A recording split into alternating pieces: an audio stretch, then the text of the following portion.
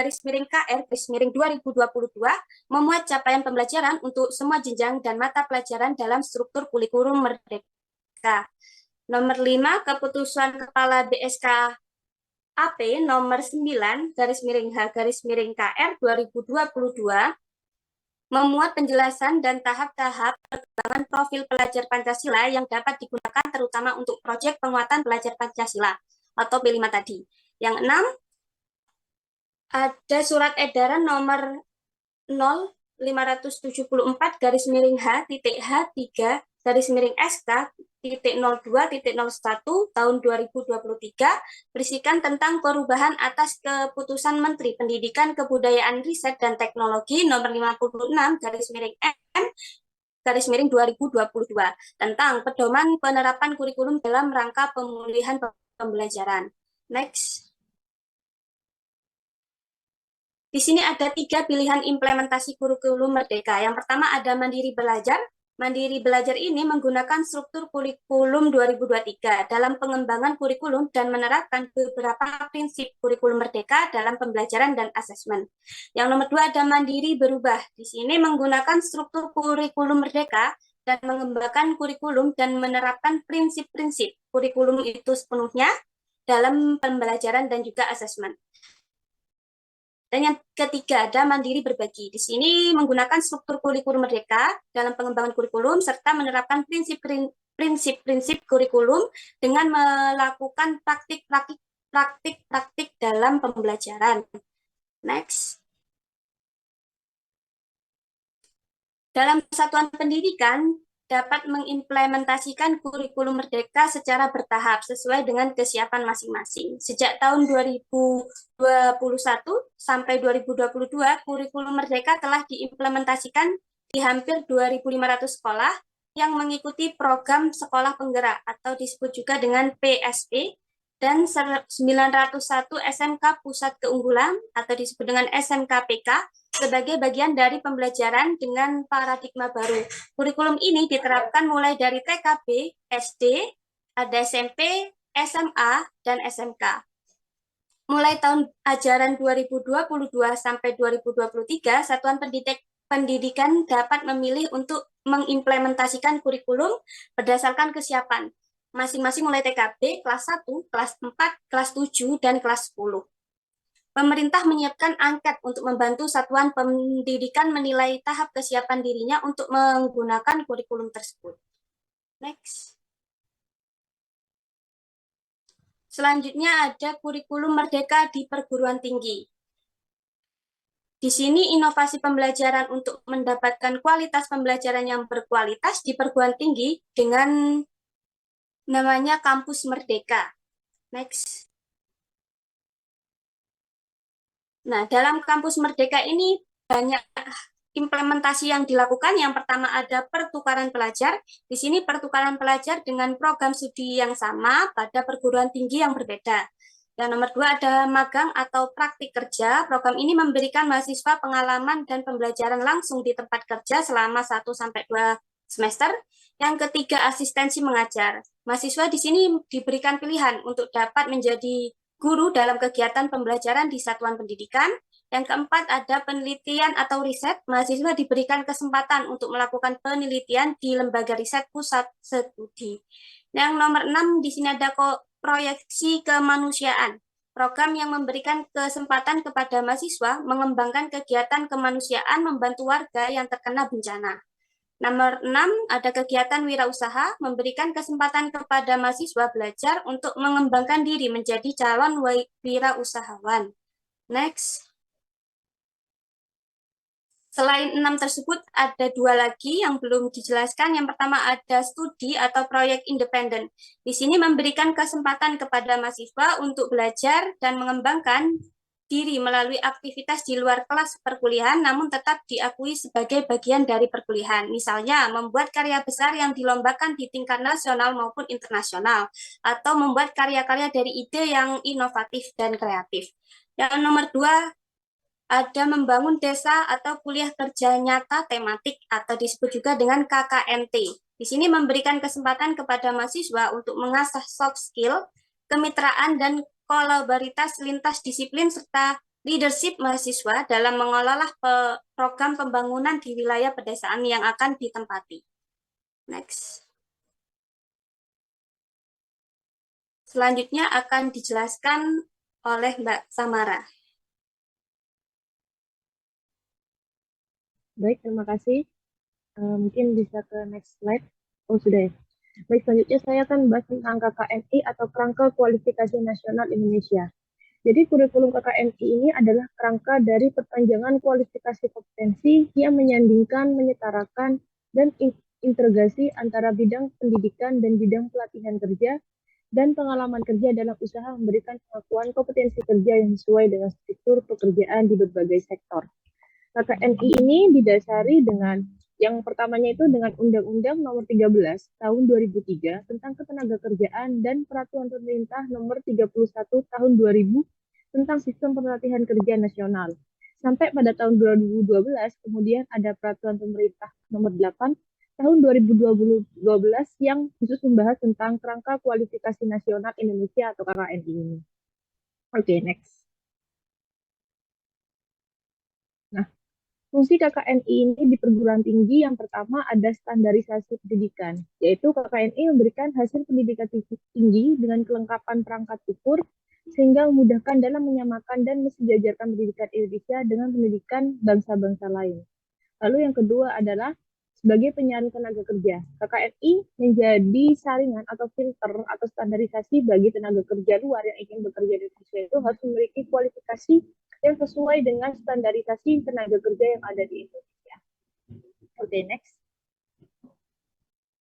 Nah, program-program KKN ini. Jadi KKN itu sebenarnya fokusnya ada di pendidikan tinggi, tapi selain pendidikan tinggi, KKN ini sekarang sudah memiliki program-program lain. Yang pertama itu ada SMK, kedua ada LK, LKP atau lembaga khusus dan pelatihan, ketiga ada kolegium keilmuan, keempat ada Konsil Kedokteran Indonesia, kelima ada forum studi, keenam itu ada BNSP dan LSP, ketujuh ada asosiasi profesi, kedelapan ada Kadin dan asosiasi industri, 9 ada BAN PT, dan 10 itu ada BNSMP.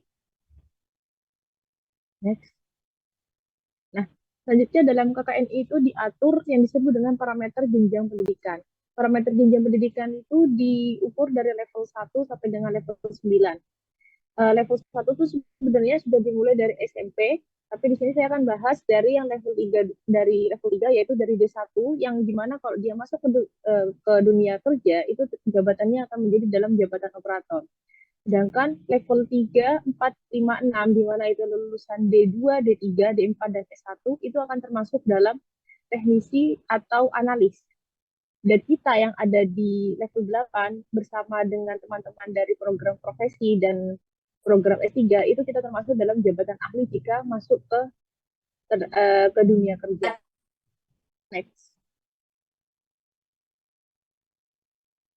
KKNI itu akan dirumuskan melalui beberapa cara perumusan. Yang pertama adalah kita harus menyusun capaian pembelajaran yang harus menunjukkan soft skill yang dimiliki oleh lulusan perguruan tinggi. Jadi ketika kita lulus dari perguruan tinggi, kita harus memiliki soft skill. Jadi bukan hanya kognitif atau nilai yang membawa jadi nilai pelajaran juga, tapi juga soft skill kita yang juga harus ditunjukkan melalui capaian pembelajaran. Terus yang kedua adalah profil lulusan yang telah dirumuskan harus memiliki peran profesional dan kompetensi yang berakhlak mulia, akuntabel, memiliki keterampilan, memiliki pengetahuan, kemandirian, dan sikap dalam menemukan, mengembangkan, dan menerapkan ilmu dalam teknologi, seni, serta bermanfaat pada alam dan sesama manusia. Lalu yang terakhir yaitu standar kompetensi lulusan program studi harus dirumuskan sesuai dengan kompetensi yang harus dimiliki oleh lulusan perguruan tinggi yang nanti disesuaikan dengan program studi dari masing-masing yang ada di perguruan tinggi tersebut. Okay, next. Nah, parameter capaian pembelajaran. Tadi sebelumnya saya sudah menyebutkan tentang capaian pembelajaran yang harus dimiliki oleh lulusan perguruan tinggi menurut kurikulum KKNI. Nah, ini terdapat parameter dalam parameter pembelajaran ini terdapat 4 yang harus diraih menurut SNDikti nomor 2014. Yang pertama yaitu memiliki sikap. Jadi sikap yang harus tercermin dari menurut kurikulum KKNI itu adalah sikap yang memiliki tata nilai sebagai warga negara bangsa Indonesia. Lalu selanjutnya itu ada pengetahuan, yaitu tingkat penguasaan, keluasaan, dan kedalaman pengetahuan yang disesuaikan dengan program studi masing-masing. Lalu keterampilan, keterampilan ini dibagi jadi dua, ada keterampilan khusus dan keterampilan umum. Keterampilan umum itu keterampilan kemampuan kerja umum dan tanggung jawab menurut tingkat dan jenis pendidikan tinggi yang dikenyam oleh mahasiswa. Lalu keterampilan khusus itu kemampuan kerja spesifik yang terkait dengan program studi yang sudah ditempuh.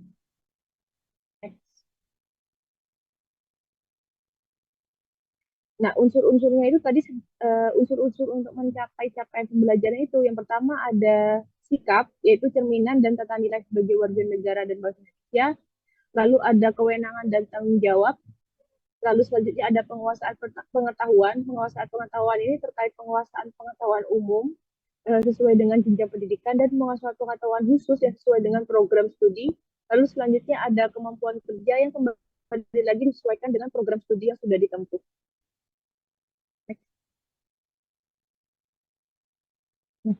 Selanjutnya adalah kriteria implementasi KKNI. Yang pertama, implementasi KKNI pada pendidikan tinggi harus mampu menjaga dan mempertahankan jati diri. Maksudnya jati diri itu adalah jati diri kita sebagai warga negara Indonesia. Lalu yang kedua adalah implementasi KKNI tidak hanya mencetak tenaga kerja, tapi lulusan juga yang dapat berkarya.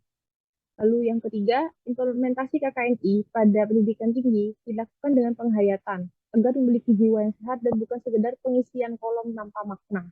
Jadi maksudnya di sini adalah implementasi KKNI itu harus dilakukan dengan sebenar-benarnya supaya ketika seseorang lulus dari perguruan tinggi itu memiliki benar-benar siap untuk ditempatkan pada suatu pekerjaan. Bukan hanya sekedar lulus, tapi dia tidak tahu sebenarnya selama 4 tahun atau 42 tahun dia sekolah atau 42 tahun dia mengenyam pendidikan, dia tidak mendapatkan apapun dari program studinya. Jadi emang implementasi KKN ini sangat penting untuk menciptakan lulusan yang sudah siap bekerja.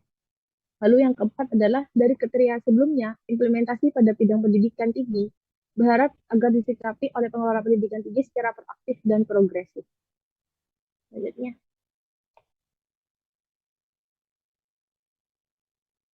Oke, selanjutnya akan dilanjutkan materinya oleh Mas Andri. Mas Andri, dipersilakan. Terima kasih saya sampaikan kepada Mbak Gina. Baik, untuk selanjutnya saya akan meneruskan mengenai yang ketiga, yaitu Standar Nasional Pendidikan Tinggi atau SNDIKT. Nah, sebenarnya untuk Standar Nasional Pendidikan Tinggi ini sudah tadi hampir sama dengan apa yang dipresentasikan oleh Mbak Wiwin mengenai Standar Nasional Pendidikan, hanya menambah kata tinggi di belakang. Nah, namun bukan hanya menambah kata tinggi, di sini juga ada beberapa hal yang ditambah mengenai substantif, mengenai pelaksanaannya dan juga tempat pelaksanaannya, yaitu Standar Nasional Pendidikan Tinggi yang diatur dalam Peraturan Menteri Riset, Teknologi, dan Pendidikan Tinggi Republik Indonesia Nomor 44 Tahun 2015 ini mengenai Standar Nasional Pendidikan Tinggi meliputi Standar Nasional ditambah dengan Standar Nasional Penelitian dan Standar Nasional Pengabdian kepada Masyarakat. Jadi tadi ketika Standar Nasional Pendidikan itu hanya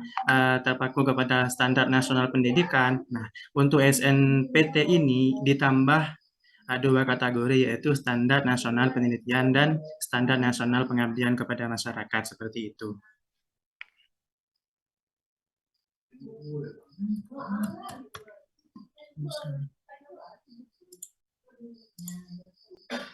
Ya. Di sini tujuan dari Standar Nasional Pendidikan Tinggi. Yang pertama, menjamin tercapainya tujuan pendidikan tinggi yang berperan strategis dalam mencerdaskan kehidupan bangsa, memajukan ilmu pengetahuan dan teknologi dengan menerapkan nilai humaniora serta pembudayaan dan pemberdayaan bangsa Indonesia yang berkelanjutan. Yang kedua yaitu jaminannya menjamin pembelajaran, penelitian, dan pengembangan kepada masyarakat yang diselenggarakan oleh perguruan tinggi di seluruh wilayah hukum negara Republik Indonesia mencapai mutu sesuai dengan kriteria yang ditetapkan dalam Standar Nasional Pendidikan Indonesia. Jadi tetap mengacu kepada Standar Nasional Pendidikan Indonesia. Yang ketiga yaitu mendorong perguruan tinggi untuk melampaui SNDikti mencapai mutu pembelajaran penelitian dan pengabdian kepada masyarakat melampaui kriteria yang ditetapkan dalam SNDT berkelanjutan. Nah, karena di sini standar nasional pendidikan tinggi ini merupakan suatu standar yang dibuat oleh Menteri, namun mereka memberikan keleluasan untuk masing-masing perguruan tinggi membuat peraturan yang lebih baik daripada standar nasional pendidikan tinggi. Yang namanya standar ini minimalnya ya. Jadi masing-masing perguruan tinggi itu bisa membuat hal yang lebih dari ini. Tentunya tetap mengacu kepada standar nasional pendidikan tinggi ini. Nah, peran sendiri dari standar nasional pendidikan tinggi ini adalah dasar pemberian izin pendirian perguruan tinggi dan izin pembukaan program studi, dasar penyelenggaraan pembelajaran, penelitian, dan pengabdian kepada masyarakat, dasar penyelenggaraan dan pengembangan sistem penjaminan mutu pendidikan. Itu peran dari standar nasional pendidikan tinggi. Lalu yang selanjutnya yaitu di sini ada standar nasional pendidikan tinggi ini menurut Tridharma perguruan itu ada tiga tadi ya. Yang pertama itu standar pembelajaran. Sama di sini mungkin cakupannya sama dengan apa yang disampaikan oleh Mbak Wiwin, ada 8 nomor. Yang pertama yaitu standar kompetensi lulusan. Standar kompetensi lulusan ini merupakan kriteria minimal tentang kualifikasi kemampuan lulusan yang cukup sikap dan pengetahuan dan juga keterampilan yang biasanya itu dinyatakan dalam rumusan capaian pembelajaran lulusan. Nah, rumusan capaian pembelajaran ini lulusan itu wajib mengacu kepada deskripsi capaian pembelajaran lulusan KKNI yang telah disampaikan tadi dan memiliki kesetaraan dengan jenjang kualifikasi pada KKNI. Nah, adapun rumusan capaian pembelajaran lulusan ini terdiri dari sikap, pengetahuan, dan keterampilan umum maupun khusus seperti itu. Yang kedua yaitu standar isi pembelajaran. Nah, di sini merupakan kriteria minimal tingkat kedalaman dan keluasan materi pembelajaran, titik kedalaman dan keluasan ini mengacu pada capaian pembelajaran lulusan. Nah, kedalaman dan keluasan materi ini pada program profesi spesialis, magister terapan, doktor, dan doktor terapan wajib memanfaatkan hasil penelitian itu dan juga wajib memanfaatkan hasil pengabdian kepada masyarakatnya ketika nanti sudah lulus. Jadi tingkat kedalaman dan keluasan materi ini merupakan standar isi pembelajaran yang menjadi kriteria minimal tingkat kedalaman ini mengacu kepada deskripsi capaian pembelajaran lulusan dari KKNI. Di mana lulusan program diploma 4 dan sarjana paling sedikit menguasai konsep teoritis di bidang pengetahuan dan keterampilan tertentu mengacu kepada bidangnya masing-masing secara umum dan konsep teoritis bagian khusus dan bidang pengetahuan dan keterampilan tersebut secara mendalam, sedangkan lulusan magister itu biasanya terdapat menguasai spesialis paling sedikit itu teori dan teori aplikasi bidang pengetahuan tertentu yang ditekuni. Sementara kalau lulusan dokter itu biasanya dokter terapan dan subspesialis ya itu paling sedikit menguasai filosofi keilmuan bidang pengetahuan yang digeluti dan keterampilan tertentu yang sifatnya kumulatif dan integratif kemudian dituangkan dalam bahan kajian yang distrukturkan dalam bentuk mata kuliah. Nah, itu standar isi dari pembelajaran. Yang ketiga yaitu standar proses pembelajaran. Nah, di sini berisi karakteristik proses pembelajaran, perencanaan proses pembelajaran, juga memuat pelaksanaan proses pembelajaran dan beban belajar mahasiswa. Yang mana karakteristik ini meraih capaian pembelajaran lulusan harus interaktif, harus saintifik, kontekstual, tematik, kolaboratif, dan berpusat kepada mahasiswa. Nah, biasanya ketika dalam proses perencanaan itu disusun setiap mata kuliah disajikan dalam rencana pembelajaran semester atau RPS. Biasanya kita kalau di awal perkuliahan itu kan disajikan RPS oleh dosen. Atau istilah lain yang biasanya itu ditetapkan dan dikembangkan oleh dosen secara mandiri maupun berkelompok dalam suatu bidang keahliannya yang ditekuni maupun dalam program studinya seperti itu. Nah, pelaksanaan proses pembelajaran ini wajib menggunakan metode pembelajaran yang efektif sesuai dengan karakteristik mata kuliah untuk mencapai kemampuan tertentu yang ditetapkan dalam mata kuliah dalam pemenuhan CP lulusan, capaian pembelajaran lulusan. Nah, pada metode ini bisa memilih diskusi kelompok atau simulasi atau studi kasus, pembelajaran kooperatif dan yang lainnya ya. Mungkin juga berbasis proyek seperti itu. Jadi menggunakan metode-metode lain yang efektif untuk memfasilitasi pemenuhan capaian pembelajaran lulusan. Nah, setiap mata kuliah itu dapat menggunakan satu atau gabungan beberapa metode pembelajaran. Jadi tidak terpacu kepada satu metode, bisa menggunakan 2 atau 3 dan sebagainya. Itu satu mata kuliah. Nah, beban belajar mahasiswa itu biasanya kita sebut dengan SKS ya, SKS Sistem Satuan Kredit Semester. Nah, semester ini merupakan satuan waktu kegiatan pembelajaran efektif dalam 16 minggu, 16 pertemuan termasuk ujian semester dan ujian akhir semester. Jadi pembelajarannya ada 14, yang 2 itu ujian tengah semester dan ujian akhir semester. Yang mana perguruan tinggi ini dapat menyelenggarakan semester antara. Nah, semester antara ini dilaksanakan paling sedikit 8 minggu dengan beban belajar mengajar paling banyak 9 SKS. Itu kalau semester antara. Nah, ini ya. Untuk beban belajar dan masa belajar program, kalau diploma S1 itu beban belajar paling sedikit itu 76 SKS. Nah, sedangkan masa belajarnya itu paling lama 2. 2 ini tahun akademik, jadi 2 tahun. Sedangkan kalau diploma 2 itu beban belajarnya paling sedikit itu 72 SKS. Masa belajarnya itu paling lama itu 3 tahun. Nah, diploma 3 itu beban belajarnya paling sedikit 108 SKS. Masa belajarnya itu 5 tahun itu paling lama. Kalau diploma 4 sarjana terapan dan sarjana khususnya itu beban belajarnya paling sedikit 144. Masa belajarnya paling lama 7 tahun. Alhamdulillah saya 5 tahun. Seterusnya yaitu profesi, ini beban belajar paling sedikit itu 24 SKS. Sedangkan masa belajarnya itu paling lama 3 tahun setelah menyelesaikan program sarjana atau diploma 4 sarjana terapan.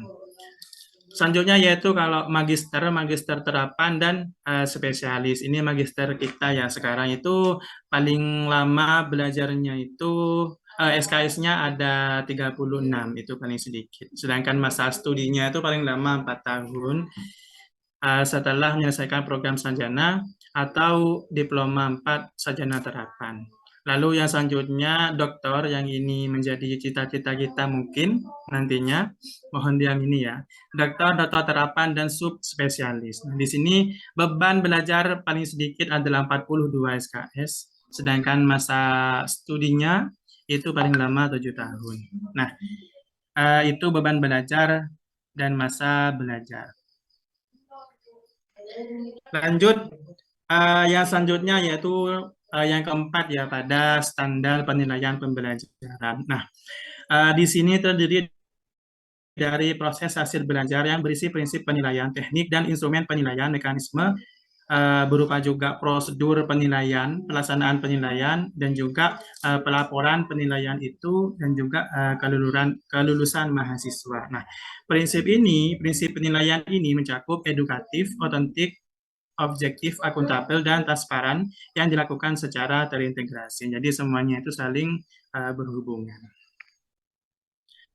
Nah, prosedur penilaian itu yang tadi mencakup tahap perencanaan, kegiatan pemberian tugas atau soal, observasi kinerja, pengembalian hasil observasi, dan pemberian nilai akhir.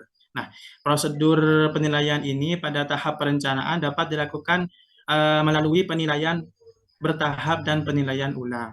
Sedangkan kalau laporannya, itu perguruan tinggi dapat menggunakan huruf antara angka, ya, huruf antara atau angka biasanya itu kisaran 0 sampai 4. Kalau IP dan IPK itu kan 0 sampai 4. Nah, hasil penilaian ini biasanya diumumkan kepada mahasiswa itu tiap semester, yaitu indeks prestasi semester atau bisa kita sebut SKS, dan akhir program studi yang dinyatakan dengan indeks prestasi kumulatif atau bisa kita sebut dengan IPK. Itu kalau standar penilaian pembelajaran. Lanjut kepada yang kelima, yaitu standar tentang dosen dan tenaga kependidikan. Nah, dosen wajib memiliki kualifikasi akademik dan kompetensi pendidik, tentunya juga sehat rohani dan jasmani ya, serta memiliki kemampuan untuk menyelenggarakan pendidikan dalam rangka pemenuhan JP lulusan. Nah, biasanya ini ada syarat tambahan untuk pembimbing utama program doktor dan doktor terapan, yaitu waktu 5 tahun terakhir telah menghasilkan paling sedikit satu karya ilmiah pada jurnal nasional terakreditasi ataupun jurnal yang berputasi atau satu bentuk lain yang diakui oleh kelompok pakar dan ditetapkan Senat Perguruan Tinggi. Itu satu syarat. Nah, beban kerja dosen tersendiri ini berisikan perencanaan,